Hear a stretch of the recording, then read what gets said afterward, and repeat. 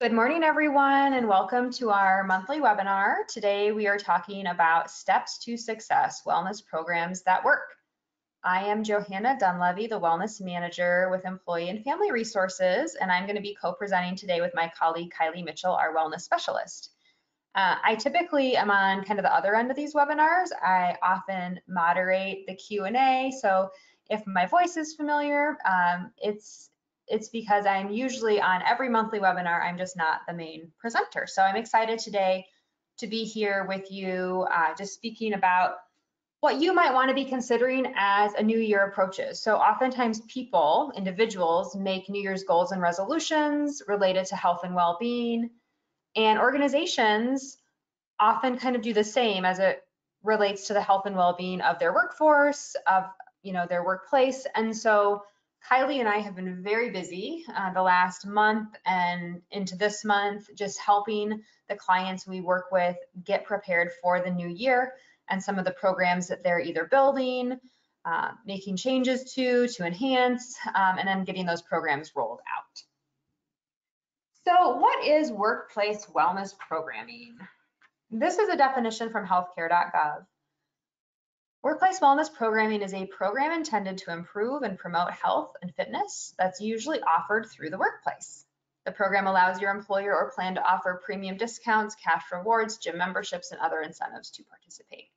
So I've been working in the wellness field, it's close to 20 years. If I had to round up, it would be 20. It will be 19 years this January is kind of when I started, and I've had experience in the corporate side of things. I've had experience in higher education, and now working at EFR, I have experience in the nonprofit sector, but I work with a lot of organizations, school districts, manufacturers, insurers, banks that have wellness programming. So I feel like in my consulting role, I've had a lot of experience across a variety of industries. And when I look at this definition, it does seem a little dated to me, just because there has been a shift, and especially since the pandemic, there's been a shift. So just a fun fact, the word wellness wasn't coined until 1950. So the word wellness is actually relatively new, and it was a combination of the words well-being and fitness. But where this all started in the workplace is in 1979, Johnson & Johnson created a program called Live for Life. So if you were to go out and Google, what was the first workplace wellness program? It's Johnson & Johnson's program. And this was put together so Johnson & Johnson could contain costs related to those unhealthy habits that some of their employees were participating in, and therefore costing them money. And when we think about the cost associated with unhealthy lifestyles or habits, it's both from, what is this costing us in our health plan, to how is this affecting our productivity and our absenteeism, presenteeism. And so where this all started was kind of in that, let's promote physical activity, let's get people moving, let's reduce the risk of heart disease and diabetes, and also let's get people to quit smoking, because there were a lot more people that were, tobacco users back then. And so wellness programming started in a place that, is in some ways similar to where we are now, but in many ways very, very different. And that takes us to today. So where are we? Well, today workplace wellness reaches beyond the workplace. And so, you've probably heard you need to meet people where they are, and, literally and figuratively. You may be joining us today from the comfort of your couch because you're working from home. You may be listening to this, as you're out for a walk, but people are not in traditional workplaces as often as they were 3 years ago, right? And there are a lot of indicators showing that this is going to be the norm. Yes, some workplaces are bringing people back, but maybe not for the full work week. Maybe it's a hybrid model where people are getting to choose when they work from home and when they work from the office.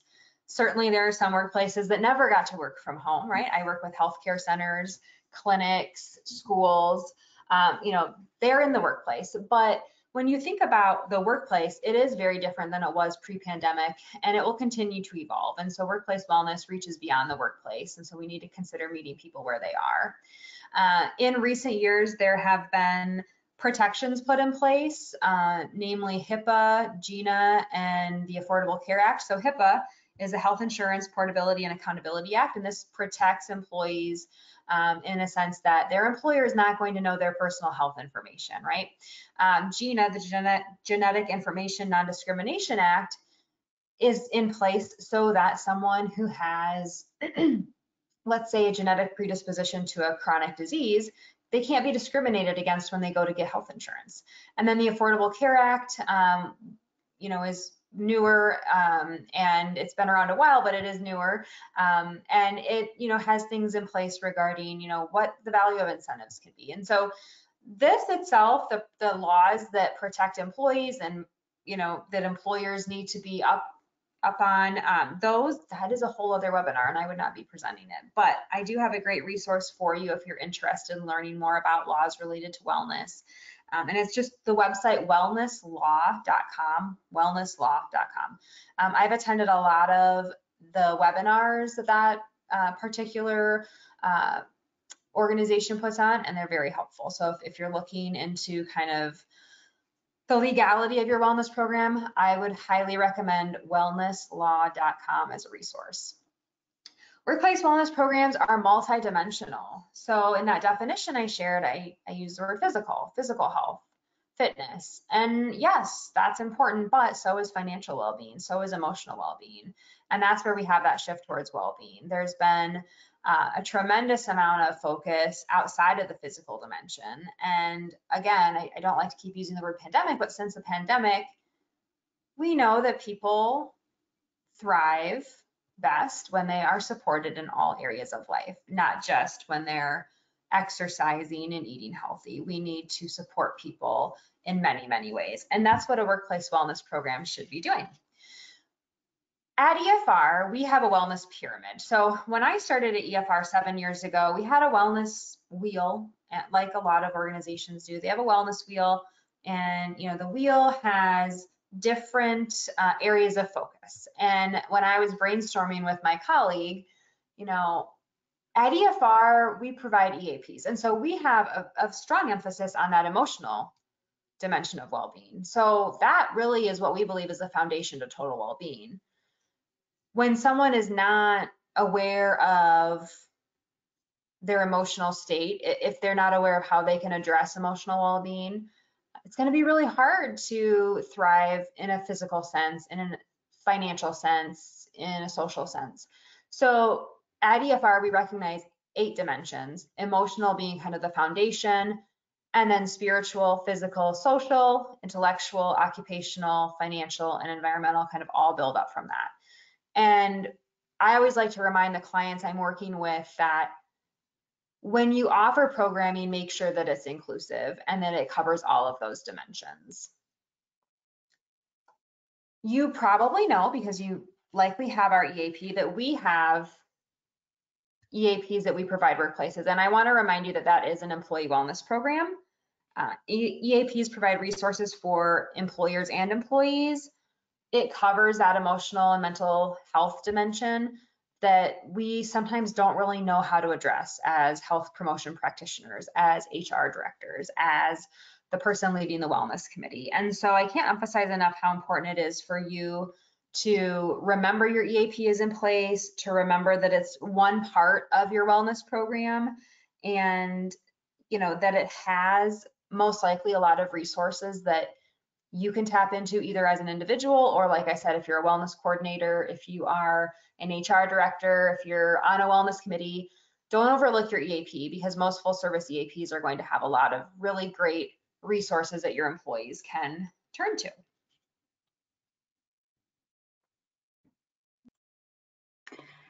So as Johanna had mentioned, EAPs are an employee wellness program. And so as you think about how to incorporate and add to your existing wellness programs and offerings, one of the things that we like to help you recognize is that you may also have other existing resources that you can tap into that are also considered employee wellness.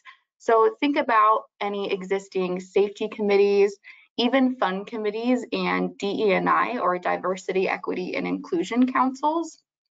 Those can also be great ways for you to tap into or kind of work together with when it comes to planning different wellness programs. So for example, if you have a safety committee and they're working on heat exhaustion and heat stroke awareness, especially for staff who are maybe working outside in the summer, that might be a great opportunity for you when it comes to wellness programs to say, hey, this would be a nice place for us to talk about and add in a hydration challenge and get our staff to not only be aware of recognizing heat stroke and heat exhaustion, but what can we put in place that will help them to reduce their instance of experiencing that.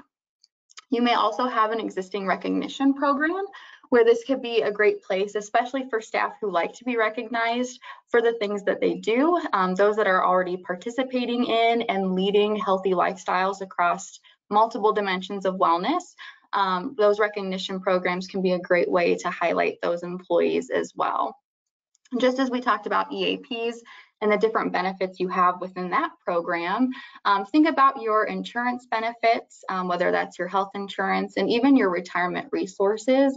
What are the other resources within that benefit that are maybe underutilized or also enhance our employee wellness?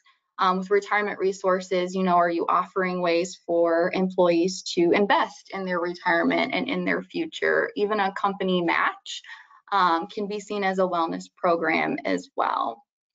We know that with the pandemic, this allowed for a lot of us to, have hybrid work situations and be able to work from home, but there are still a lot of organizations that have been working in locations since the pandemic, especially our healthcare providers. And so for some organizations, you might still have on-site cafeterias and other places within your organization that you can integrate some wellness policy and programs into. For example, if you do have a cafeteria, you might make it more affordable and accessible for your staff to have access to healthier options for their lunch. And then finally, this isn't the last thing that you can think about integrating, but take a look at your community and what resources you might have access to. For example, if you have a local library, these can be a great place to go to check out a book club set if you're looking to offer and host a workplace book club. You may also have a gym or other place very close to your organization that you could partner with to offer discounts for your staff that take on or want a membership there. But also take a look at your statewide resources as well. For example, in Iowa, we have the Healthiest State Initiative, and every October they do the Healthiest State Walk, and they have a lot of great and free resources for organizations to utilize to put in place a walk day at their organization. So this can be a great, free, affordable, and accessible resource to help you integrate or kick off a wellness program in your workplace. Over the next couple of slides, we're going to take a look at some things that we consider kind of important when you're looking at adding or starting wellness programs in the workplace. And so in this first slide, we're going to be talking about wellness committees. We're going to talk about what they are, why they might be important for you to consider having, and how you might put one together. So a wellness committee, you can see this as really kind of similar to any other committee you might have in your workplace. But a wellness committee is going to be that group of employees that come together who are really responsible for kind of the planning, promoting, implementing, and sometimes even the evaluation of the different wellness programs that you are offering. And wellness committees can be really great to have in the workplace because we work with a lot of groups and organizations that don't have that one single dedicated employee who's maybe that wellness specialist who has, 8 hours of their day where they can dedicate to working on these initiatives and programs. And so a committee can help really take the burden off of any one single person from putting your wellness program into place. Wellness committees also offer us to bring in additional voices within our organization so that we have diversity in what we're offering, because we know that our workforce is quite diverse. So when it comes to putting together your wellness committee, we have some different recommendations that we tend to recommend to groups that we work with. Just a few of those being keeping your committee between 4 and 8 members, but this can vary between organizations. And again, we also recommend having diversity, especially if you have a large workforce, you have many locations, different departments, things of that nature. And we also recommend a diversity in wellness interests. So as Johanna had alluded to our wellness pyramid and the 8 different dimensions of wellness, we're going to want to have some folks who maybe have interest, not just in that physical, which I think a lot of us can relate to, but we have members who are interested in the financial side of wellness or the social side of wellness, and that helps us to provide a diverse offering in terms of our wellness programs. Few other recommendations we have is to make sure that your committee is not meeting too often or not often enough. So somewhere between once a month or once a quarter works great. And treat this as any other meeting you would in the workplace. So make sure that you have a formal agenda and that action items are set so that we're moving forward. So Johanna, I would love to know if you have some examples of groups that you work with that you'd like to share, maybe some tips for the audience. Yeah, so over the years, I've worked with a variety of clients, and one that comes to mind is a large municipality in the state of Iowa, and they have had a lot of success with their wellness committee, but it started to feel like their committee was trying to accomplish too much. And so the committee chair decided that there were kind of 2 areas of focus, and one was programming and events, and the other was wellness policy and culture. And so what he did was he decided to take his wellness committee and break it into 2 smaller groups. And so one group focused on programming and events. And so, they're spending time kind of in the weeds looking at, how are we going to run this wellness bingo program, and what does the incentive look like, and what is our budget for that, and all those details that you have to have in line to roll out a successful program. And then the other part of his committee focuses more on bigger picture things, wellness policy and culture. How are we going to get leaders and managers involved? How are we going to get buy-in from the top? And what are the things that we can change as it relates to policies in our organization that can support well-being? So I really think that since they made that change, it's been really successful. I've also worked with a handful of school districts. In one particular instance, I felt like the committee was put together based on the position. So it was PE teachers and nurses. And I could just kind of tell that a lot of them had no interest in being on the wellness committee. They were probably serving on other committees, maybe, because the committee focused on things so close to what they do as part of their job. They just didn't really want to do more of that. And so a suggestion I made was, it doesn't have to be the school nurse, it doesn't have to be the PE teacher involved. And they were grabbing, every building had a nurse, every building had a PE teacher, and they wanted all of them involved. And so when we talked about getting people that represent a variety of positions, so another school district I worked with has had much more success.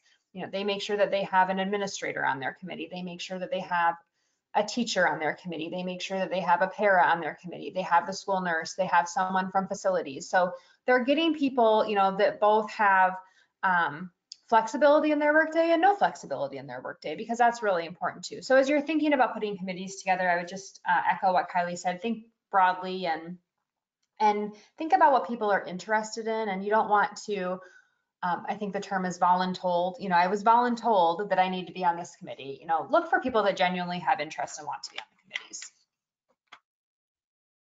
Great, thanks Johanna for that input. And one thing I'll add too about wellness committees is that you don't have to rush to put one together. It often takes time to put together a wellness committee and put together a successful one. So give it time as you're putting one together to grow. And as Johanna mentioned, it will change over time too to really fit your organization. So the next thing I want to move to, once you've maybe thought about making that wellness committee, is now we're talking about wellness programming. And so wellness programs can really be seen as your organization's approach to providing different resources and opportunities for employees to improve in and engage in for their health and their well-being. So again, as we're mentioning, and we really want to hit this, is that we want this to be across all dimensions of health and well-being. So think about those 8 dimensions when you're putting together programs. And why do we even want to offer wellness programs for employees? And so the biggest one, of course, is that we want to make sure that we're putting in the care for our employees and showing them that we care not only about the work that they're putting in, but we care about their health as a whole person.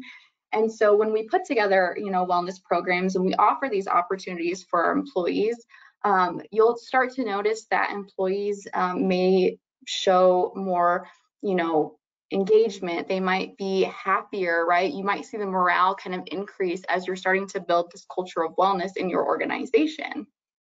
It may also be where, there's some reduction in stress, right? As we start to focus on and take care of our health across all dimensions, that can really help us with addressing and managing the stress that we all deal with day to day. But also when you think about an organization who puts an emphasis and an effort in taking care of and an interest in their employees' health and wellness, this helps us to retain the employees that we currently have. It's going to make someone want to stay because they know you care. And it can also be a good thing for recruiting new employees as well. I think that's a lot. That's one thing that employees are looking for in the workforce today, is they're looking for organizations that care about them as a whole person, and that includes their health and well-being. And so programming has, of course, changed over the years, as Johanna had kind of alluded to earlier in the presentation today. But when we think about wellness programming, it can look quite different for each organization. And so some of the more popular things that I have seen with groups that I work with and that are really popular are, of course, our wellness challenges, campaigns, whatever you'd like to call them. These are generally 4 to 6 weeks in length, and they help to create some sort of behavior change. Typically, ones that you might hear or have done previously yourself are things like a step challenge or a hydration challenge, or we're focusing on fruits and veggies, or wellness bingos are really popular still today. And so one thing I do like to add when we talk about offering these types of wellness challenges or campaigns in the workplace is to make them inviting and realistic in terms of the goals that you set. For example, if you're doing something like a step challenge for your employees, while we've all heard the saying or the term, 10,000 steps a day, that's what we need to strive for. When you're putting together a wellness program, that's not maybe a realistic goal to strive for at the beginning. So doing something that's more inviting, like 7,500 steps or 5,000 steps, is just going to make it a lot more inviting and enticing and engaging for your employees to participate in. I would say another really popular thing when it comes to wellness programmings is offering opportunities for education, things like lunch and learns, or now that we've kind of shifted to this virtual sense, right? We're all joining virtual today. Offering virtual webinars, lunch and learns are also really popular. I do have groups that do book clubs, and so book clubs can be really fun to offer.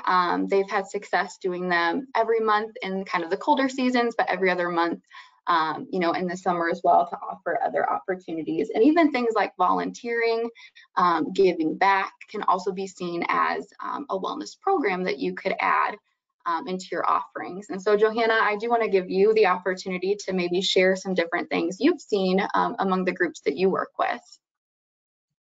Yeah, thanks, Kylie. I've seen a lot of different programs throughout the years, and as someone who, I used to work at Drake University, and I was doing programming for our students, faculty, and staff, and I just want to share one example of what I consider the best program we ever ran, and it was called Well Read, and it was instead of a 4-week step challenge, it was a 4-week reading challenge, and it attracted so many different people that had never participated in some of our more traditional hydration campaigns, step campaigns, fruit and vegetable campaigns. And that was a really good opportunity for me as a wellness practitioner to see that you have to make things inclusive. You have to reach more than just the people that have interest in that physical dimension of well-being. Another fun campaign that I ran at EFR, and we have in our archives, if any of you want to take a look at it, is an Unplug to Recharge campaign, and it's about having healthy boundaries with technology. And I say this as we're all connected to technology, receiving this information, but we spend a lot of time with our devices, and what that time we're spending with our devices is taking away from. It could be things that are really important, people, relationships, hobbies. And so I've also loved that campaign. So while I see a lot of the traditional fitness-oriented, hydration-oriented campaigns and programs, I always love getting a group to latch onto something that's a little outside the box, because I think it affects change across a greater population than something that most people think of as a traditional wellness program. Yeah, thanks, Johanna. And as we're getting close to the holidays this year, we have campaigns that focus on gratitude. So again, thinking outside of just that physical dimension of well-being, what are some different programs, challenges, things that you can offer for your employees that get them kind of engaging in the other dimensions of their well-being?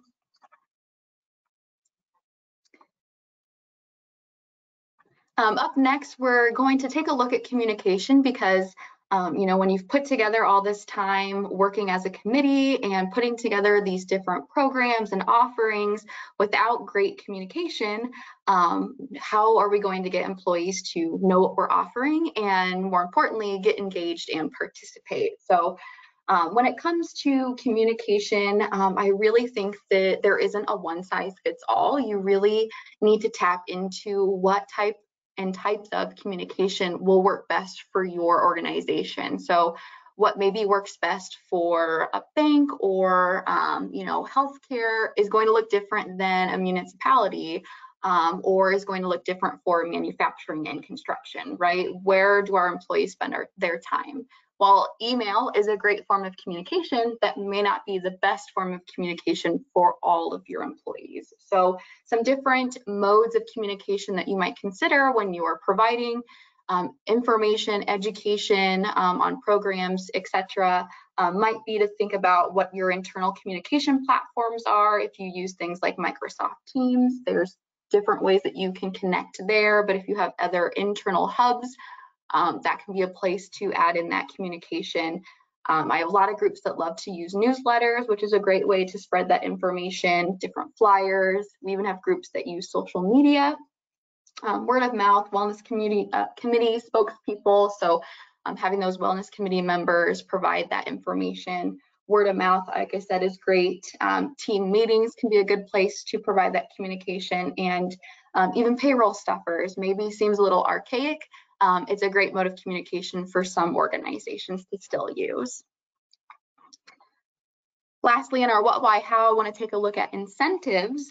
And incentives, you can see these as rewards that are given to employees for their participation in your company's wellness program. And wellness incentives are really important, because if you take a look at even your own motivation, we aren't always, as humans, internally motivated to make behavior change or to make the healthiest choice, right? Or to just make change in general. And so when we can offer a wellness incentive to go along with some of our wellness programs, challenges, etc., it just provides that external form of motivation to help make that behavior change and get engaged in those different activities. And again, just like programs, communication, incentives can get as creative as you want in terms of what you can offer for incentives.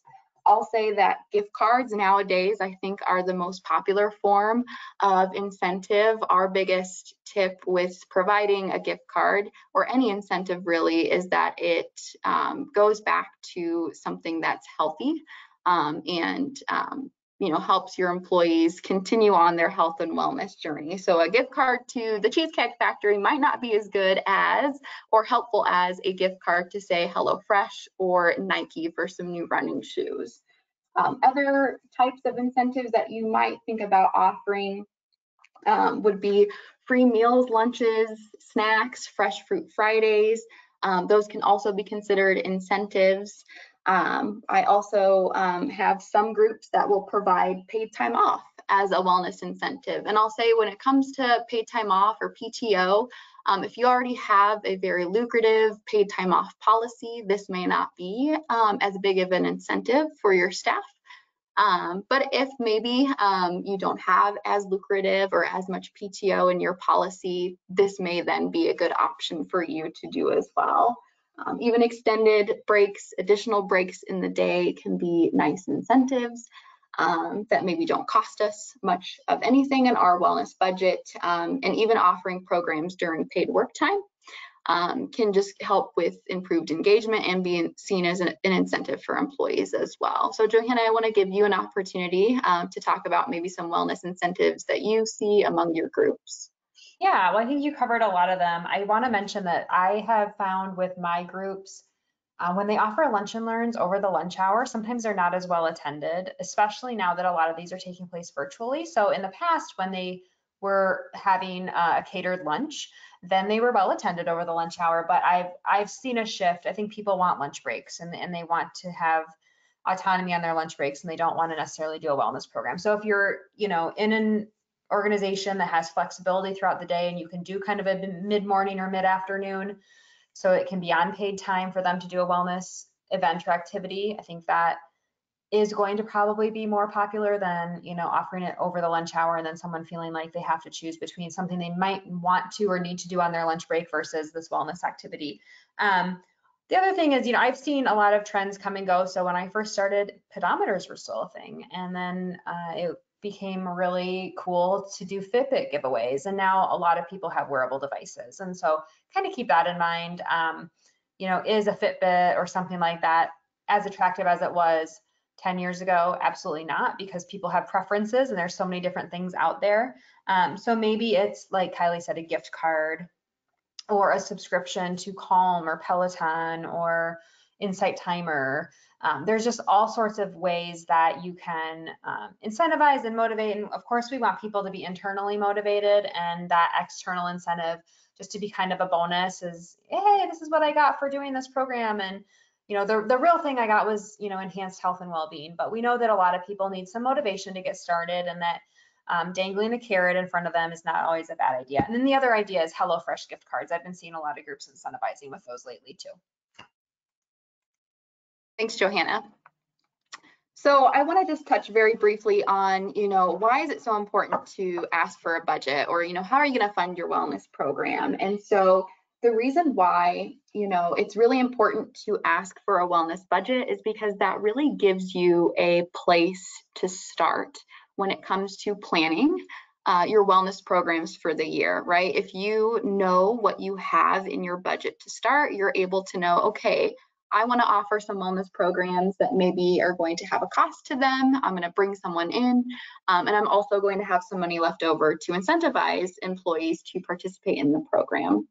However, if you don't ask for that budget, or if you don't even know, you sometimes just go throughout the year saying, well, I have to just plan things that are free, and that limits my options, and then I don't have a way to really incentivize or make it exciting for staff to participate. So it's really important that you ask for that wellness budget so that you have a place to start and you know where you can go and you can grow. And so there is some research, current stats right now say that most employers should be spending around $200 to $800 per employee per year on wellness incentives and wellness programs. And this can kind of get a little bit challenging to figure out, well, my employee assistance program, that's a wellness program. So, put that into my factor. But whatever budget you have, don't be discouraged if it feels like a low budget, because even low budgets, Johanna and I work with quite a few groups that maybe their budgets are a little bit smaller. We get really creative in how we can still make you have a successful wellness program and make employees excited and happy to participate in those. So for example, let's say you were given $1,000 for wellness incentives and you have 100 employees.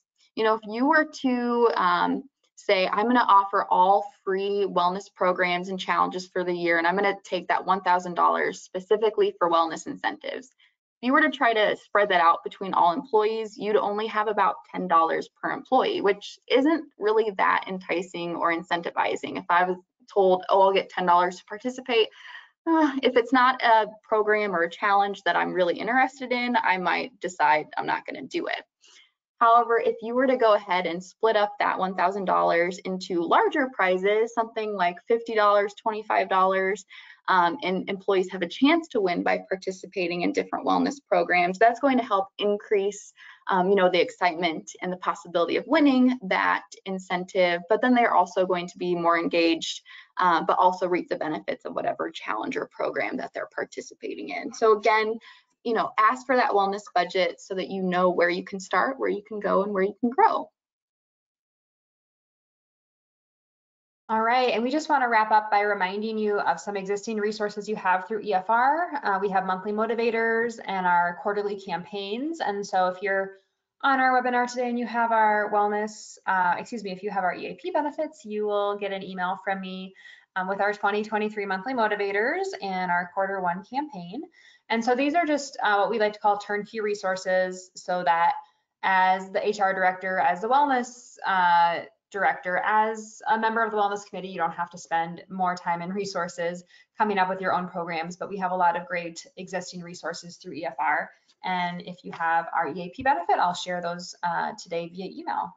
We also have an upgrade from our EAP. It's called Core Plus. And so if you are in a place where you're really looking to take your wellness program to the next level, you can consider upgrading your benefits with EFR. And part of that upgrade comes with organizational consulting, which is kind of like what Kylie and I just did here.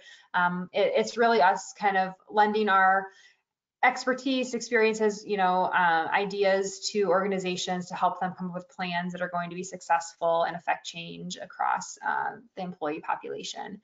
Other things that come with your Core Plus benefit would be one-on-one nutrition consulting for employees, one-on-one retirement readiness consulting. We're getting a lot of requests for financial trainings, financial well-being resources.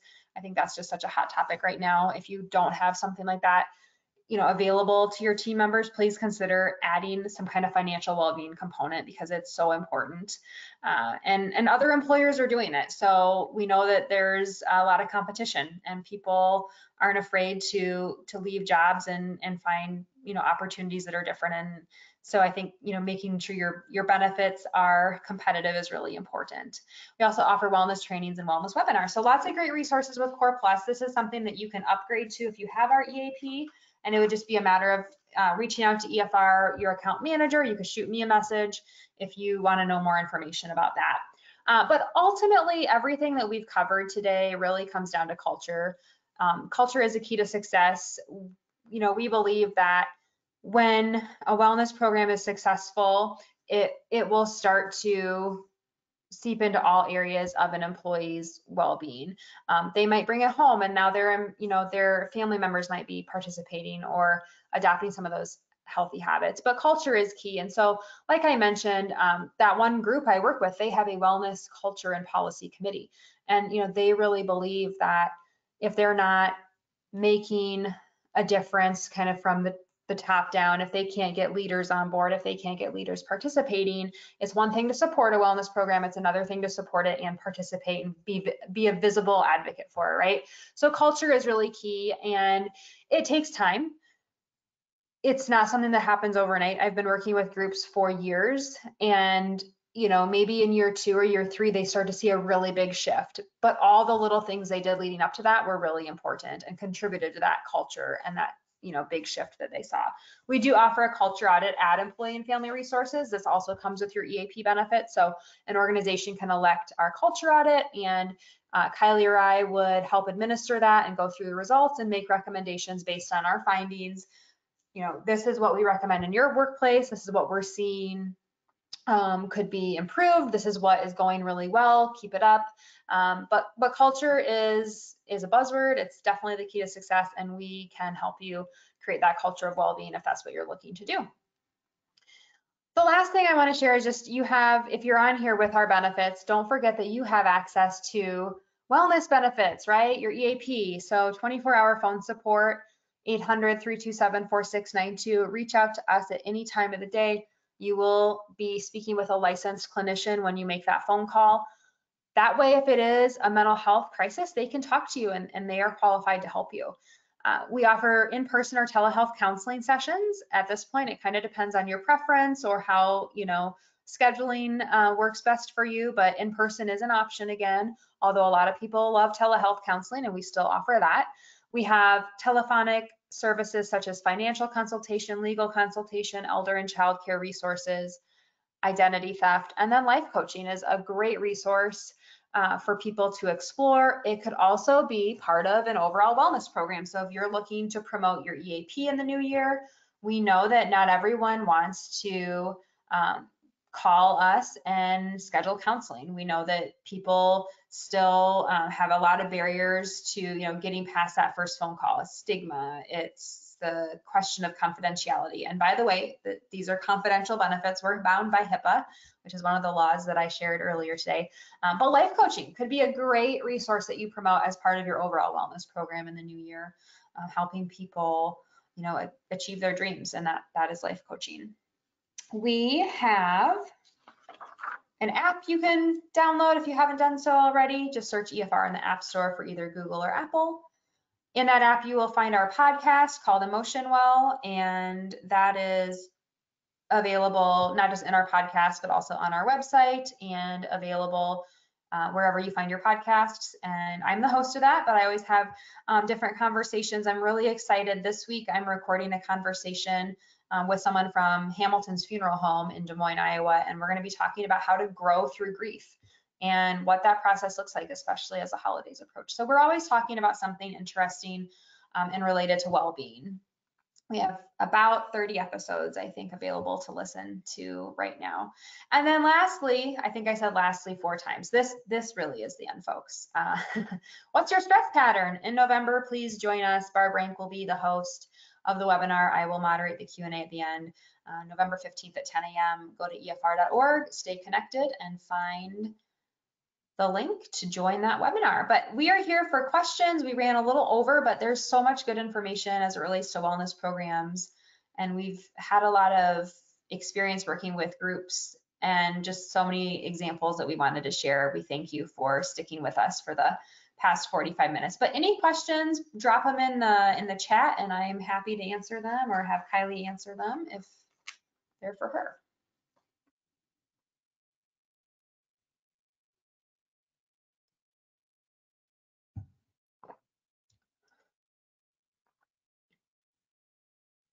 And if there are no questions, that's okay.